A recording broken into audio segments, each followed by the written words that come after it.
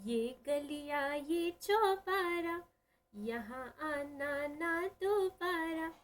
यही कह के क्लास 10th बोर्ड्स के बाद आपने मैथमेटिक्स को किया था अलविदा। पर सीए फाउंडेशन ने वापस तुम्हें उन्हीं गलियों पर लाकर खड़ा कर दिया है और तुम्हें कंफ्यूजन में डाल दिया है। भाई, being a non math student, क्या मैं सीए फाउंडेशन क्रैक कर पाऊंगा? So the answer is yes, crack भी कर पाओगे और 75 प्लस स्कोर भी लेके आओगे, बशर्ते यहाँ बताई गई सारी टिप्स तुमने शिद्दत से फॉलो कर ली तो फटाफट देखते हैं कि कैसे non math student CA foundation को क्रैक कर सकता है, वो भी 75 प्लस स्कोर के साथ। तो भाई देखो, इसके लिए सबसे पहले तुम्हें करनी पड़ेगी भाई कैलकुलेटर दादा से दोस्ती। देखो, क्लास 10th के बाद तुमने मैथ्स को क्यों छोड़ा? छोड़ने के दो कारण थे। पहला कि तुम्हारे कॉन्सेप्ट पक्के नहीं होंगे तो तुम उलझ जाते होगे क्वेश्चंस में। दूसरा कि जो कैलकुलेशंस, लंबी लंबी कैलकुलेशंस आती होंगी ना, उसको देख के तुम जाते होगे सकपका।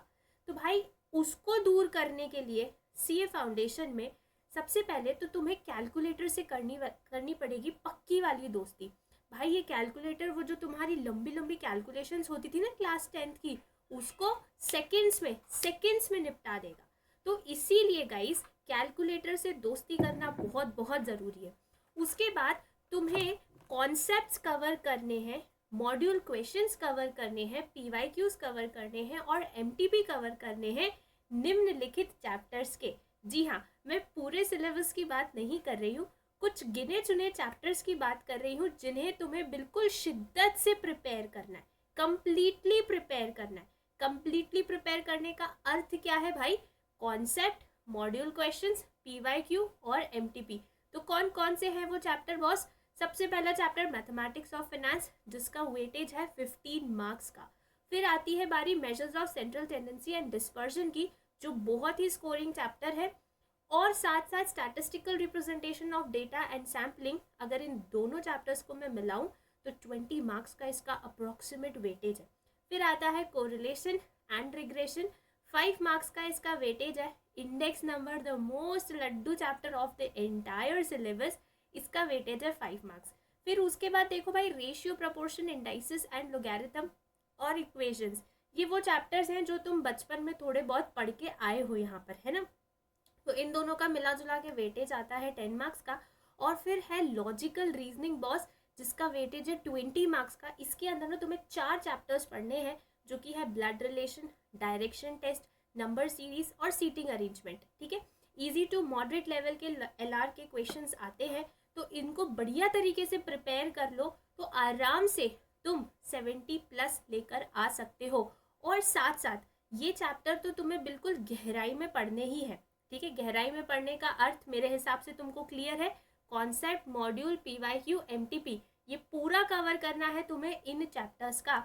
इसके अलावा तो क्या मैम हम बाकी बचे हुए चैप्टर्स छोड़ दें? तो भाई, मैं बाकी के चैप्टर्स तुम्हें छोड़ने के लिए नहीं बोल रही हूँ, लेकिन हाँ, उन चैप्टर्स के बेसिक्स ज़रूर कवर कर लो। एडवांस में मत जाओ, बट बेसिक्स कवर करके जाओ। क्योंकि मैंने देखा है बहुत सारे बच्चे ना क्या करते हैं, set relations, functions, probability, permutations and combinations, in chapter को ना कम्प्लीटली छोड़ के जाते हैं। जबकि अगर कुछ लेटेस्ट अटेम्प्ट्स को एनालाइज करो ना, तो इन चैप्टर्स में से ना बहुत बेसिक बेसिक क्वेश्चंस भी पूछे जाते हैं। तो भाई, अगर प्रोबेबिलिटी 5 से 6 मार्क्स का है तो 3 से 4 क्वेश्चंस बेसिक होंगे। थ्योरेटिकल डिस्ट्रीब्यूशन अगर 6 मार्क्स का है तो 3 से 4 क्वेश्चंस बेसिक होंगे। तो भाई, वो बेसिक वाले क्वेश्चंस तो अपन चुरा ही सकते हैं।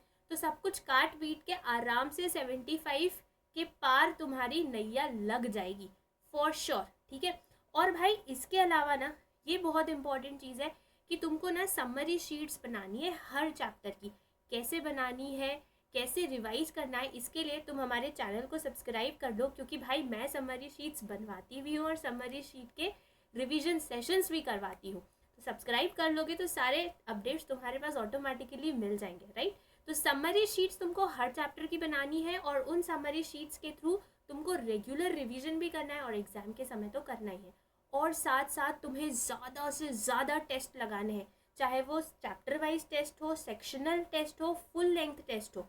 फुल लेंथ टेस्ट तो कम से कम 3 से 4 तुमको लगाने हैं, वो भी टाइम बैंड के साथ, टाइमर के साथ, एग्जाम वाले माहौल में, ताकि एग्ज़ाम एंजाइटी तुम्हारी एग्ज़ाम से पहले ही ख़त्म हो जाए और एग्ज़ाम में तुम बिल्कुल बिंदास पेपर देने जाओ।